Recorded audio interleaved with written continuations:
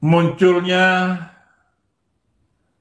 channel Sunnah Nabi ini pukulan paling memalukan bahwa ayat-ayat Al-Quran itu adalah ayat-ayat setan. Dan ini gejala-gejala baru yang saya rasa akan menimpa Indonesia karena orang sudah bosan beragama Islam itu.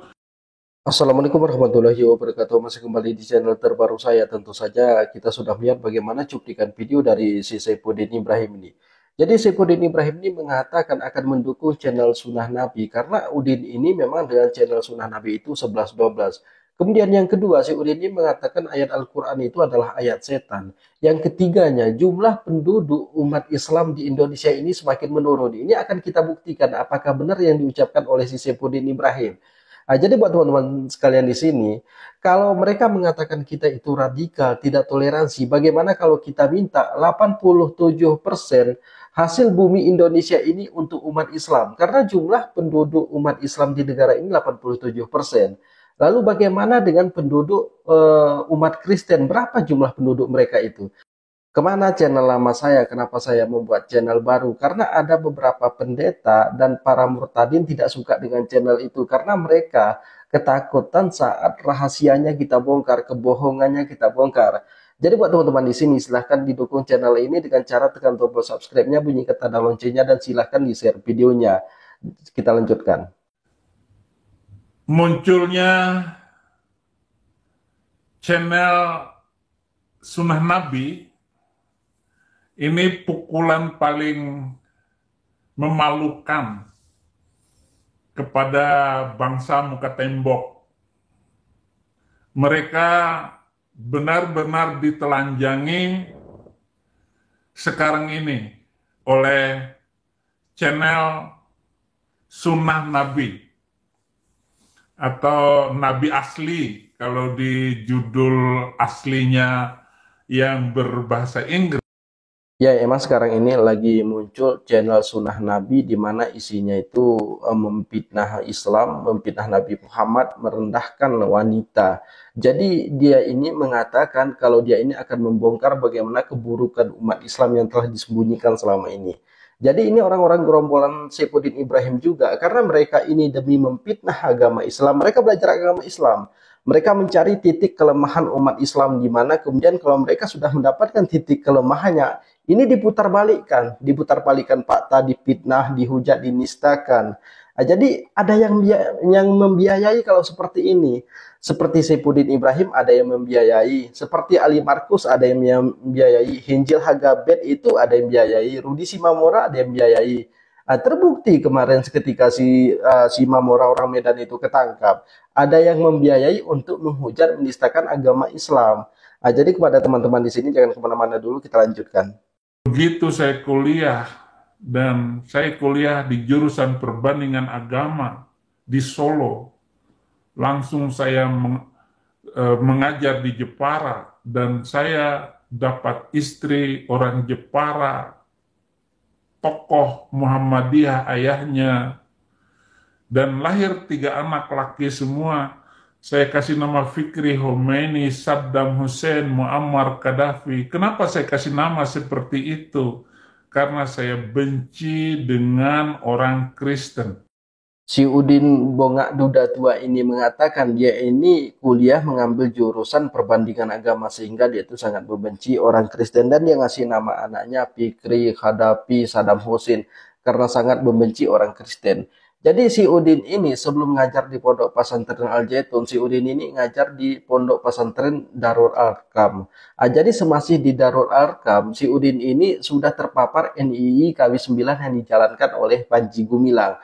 Saifuddin Ibrahim ini tukang doktrinnya. Kemudian Saifuddin Ibrahim ini jadi DPO. Saifuddin Ibrahim ini dipecat dari Darul Arkam. Si Udin ini lari ke Panji Gumilang. Disinilah rusaknya otak si Udin itu. Karena sudah masuk NII KW9 yang dijalankan oleh Panji Gumilang. Jadi si Udin ini akhirnya murtad. Kenapa? Karena sering masuknya keluarnya pendeta ke sini, non-muslim ke sini. Kemudian si Udin ini sangat mencintai rupiah. Dan si Udin ini ditawarkan rupiah. Jadi kepada teman-teman kita lanjutkan lagi. Nanti, ini adalah video Sunnah Nabi.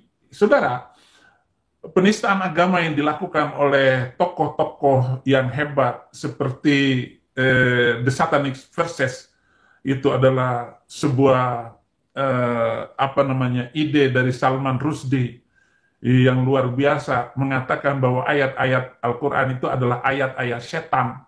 Di channel saya sebelumnya, saya sudah beberapa kali ngajak Saifuddin Ibrahim ini debat dan dialog agama. Tapi tawaran saya hanya diterima sekali oleh Saifuddin Ibrahim. Setelah itu, sampai saat ini Saifuddin Ibrahim nggak mau nerima tawaran saya dialog tentang agama.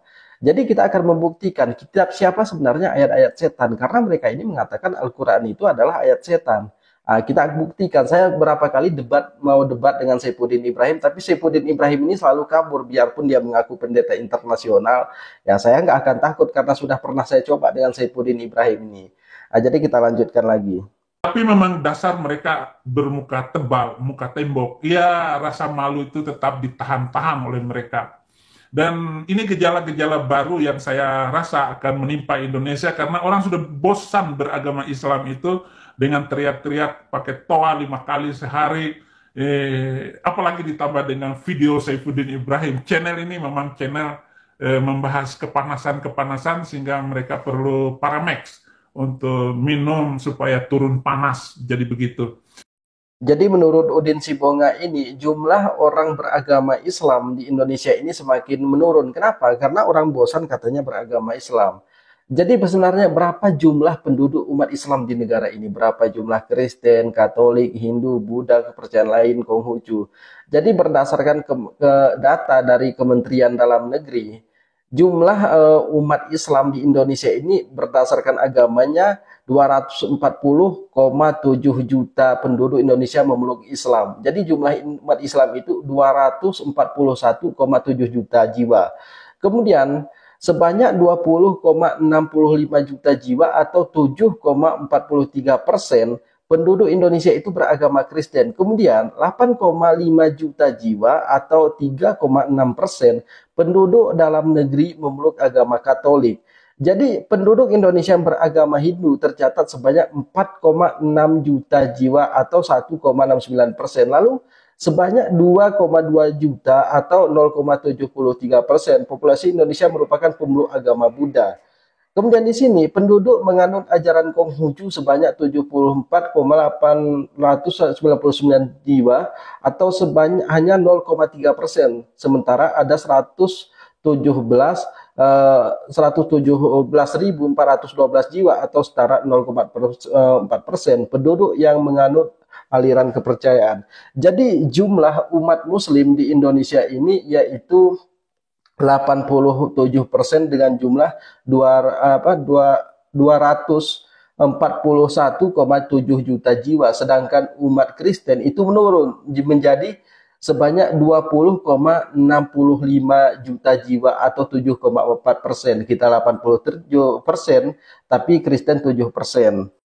Jadi mungkin cukup sekian di channel terbaru saya ini. Silahkan dukung channel ini dengan cara tekan tombol subscribe-nya dan bunyikan tanda loncengnya. Terima kasih. Assalamualaikum warahmatullahi wabarakatuh.